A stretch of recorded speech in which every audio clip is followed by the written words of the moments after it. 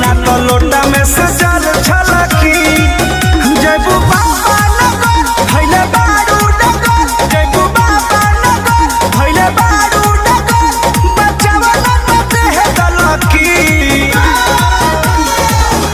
अब धर हलकी हलकी ना तो लोटा में से जल छलकी अब धर हलकी हलकी